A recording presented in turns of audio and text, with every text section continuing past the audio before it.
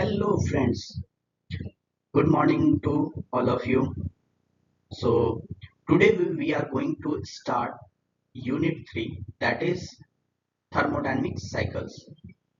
So इस unit में हम लोग thermodynamic cycles के बारे में पढ़ने वाले हैं. After completion of this unit, you will be able to classify thermodynamic cycle. You will be able to explain Carnot cycle and its representation on PV and TS diagram. Then you will be able to derive the thermal efficiency of Carnot cycle and simple numerical based on it. Also, you will be able to explain air standard cycles like Otto cycle, diesel cycle, Brayton cycle, etc. and their PV and TS diagram. Also, we will have a look of their thermal efficiency. Moving further. So, first of all, हम लोग ये समझते हैं कि thermodynamic cycle होता क्या है. Thermodynamic cycle एक सीरीज ऑफ प्रोसेस होता है जो बहुत सारे प्रोसेसेस को मिल करके बनता है. थर्मोडायनेमिक साइकिल कैसे डिफाइन कर सकते हैं? Thermodynamic cycle is a series of processes in which system undergoes state change and then finally returns to its initial state. यहाँ पे देख सकते हैं आप जो प्रोसेसेस हैं, यहाँ पे 4 प्रोसेसेस है. प्रोसेसेस 1, 2, 3 और ये 4 है. चारों प्रोसेसेस देखिए, प्रोसेस लेट से 1 से स्टार्ट हुआ है और देखिए 1 से 2 पे गया, 2 से 3 पे गया, 3 से 4 पे, फिर 4 से 1 पे. इट मीन्स जहां से वो स्टार्ट किया था वहीं पे फिर एंड हुआ. अगर इस तरह से प्रोसेसेस कनेक्टेड हैं तो इनको हम लोग बोलते हैं थर्मोडायनेमिक साइकिल. एक और बहुत इंपॉर्टेंट बात आपको समझनी होगी, जितने भी थर्मोडायनेमिक साइकिल होते हैं उस साइकिल में हीट और वर्क का इंटरेक्शंस होता है. जैसे कि आप देख सकते हैं यहाँ पे जितने भी प्रोसेसेस हैं उसमें हीट एंड वर्क का इंटरेक्शंस हो रहा है. Now coming to the classification of thermodynamic cycle. Thermodynamic cycle को डिफरेंट बेसिस पे हम लोग क्लासिफाई करते हैं. तो सबसे पहले हम लोग देखते हैं कि बेस्ड ऑन पर्पस के बेसिस पे हम लोग थर्मोडायनेमिक साइकिल को 2 कैटेगरीज में डिवाइड करते हैं, that is power cycle and refrigeration cycle. अब पावर साइकिल किसको कहते हैं? Power cycle is that cycle which gives us work output. जो हमें वर्क आउटपुट देता है उसको हम लोग बोलते हैं पावर साइकिल. और वैसे साइकिल जो वर्क इनपुट लेता है, इट मीन्स कि वो पावर को कंज्यूम करता है, उस तरह के साइकिल को हम लोग बोलते हैं रेफ्रिजरेशन साइकिल. दोनों के एग्जांपल्स हम लोग समझ लेते हैं. पावर साइकिल के एग्जांपल्स हैं Otto cycle, diesel cycle, Brayton cycle और रैंकाइन साइकिल. सिमिलरली हम लोग रेफ्रिजरेशन साइकिल के एग्जांपल्स देख लेते हैं, that is vapour compression cycle, Bell Coleman cycle. ये सारे किसके एग्जांपल्स हैं? ये है एग्जांपल्स आपके रेफ्रिजरेशन साइकिल के. Now, based on substance used, इसके बेसिस पे भी थर्मोडायनेमिक साइकिल को 2 कैटेगरीज में डिवाइड किया जाता है. कौन कौन सा कैटेगरीज है? पहला है गैस साइकिल और दूसरा है वेपर साइकिल. अब गैस साइकिल किसको कहते हैं? Gas cycle is that type of thermodynamic cycle in which we use gas as a working fluid. It means कि वर्किंग फ्लूइड अगर हमारा गैस है तो उस टाइप के साइकिल को हम लोग क्या बोलेंगे? Gas cycle. और वैसे साइकिल जिसमें हमारा वेपर यूज होता है, इट मीन्स कि लिक्विड टू वेपर में ट्रांजिशन होता है उस साइकिल में, उस तरह के साइकिल्स को हम लोग क्या बोलेंगे? Vapour cycle. दोनों के एग्जांपल्स भी हम लोग देख लेते हैं.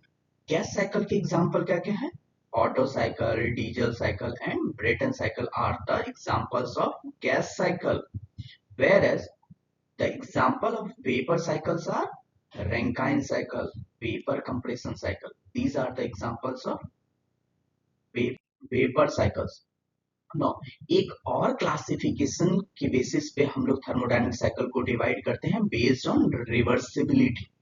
रिवर्सिबिलिटी के बेसिस पे भी थर्मोडायनेमिक साइकिल दो तरह के होते हैं, एक होते हैं रिवर्सिबल साइकिल, दूसरे होते हैं इरिवर्सिबल साइकिल। अब दोनों के कंसेप्ट को समझते हैं कि आखिर ये दोनों साइकिल्स होते क्या है। तो रिवर्सिबल साइकिल वैसे साइकिल को कहा जाता है कि अगर हम लोग उसको रिवर्स कर देना तो जो भी इफेक्ट पहले था वही सेम पोजीशन पे आ जाए, तो वैसे साइकिल को हम लोग बोलते हैं रिवर्सिबल साइकिल, जिसमें हम लोग अभी तक एक भी प्रैक्टिकल कोई भी रिवर्सिबल साइकिल पॉसिबल नहीं है, बट थ्योरेटिकली हम लोग कार्नोट साइकिल को एज अ रिवर्सिबल साइकिल मान लेते हैं। Coming to the irreversible cycle. Irreversible cycle वैसे साइकिल को कहते हैं कि जिसका साइकिल अगर हम लोग रिवर्स कर दें तो अपनी सेम अवस्था में वो नहीं आ पाता है, तो वैसे साइकिल को हम लोग बोलते हैं इरिवर्सिबल साइकिल। और ऑलमोस्ट जितने भी हमारे रियल वर्ल्ड में है, जितने भी साइकिल्स हैं, वो सारे क्या हैं, वो सारे इरिवर्सिबल साइकिल हैं। नाउ कुछ क्वेश्चंस आंसर हम लोग देख लेते हैं। सो define thermodynamic cycle. Thermodynamic cycle को डिफाइन कीजिए। Thermodynamic cycle is a series of thermodynamic processes where the system returns to its initial state after completion of all the processes. Differentiate second question है, differentiate between power cycle and refrigeration cycle. अभी हम लोगों ने इसके बारे में discuss किया था, आप लोग आसानी से इसको आंसर कर सकते हैं। Now coming to the Carnot cycle and its representation on PV and TS diagram. So Carnot cycle के बारे में हम लोग समझते हैं।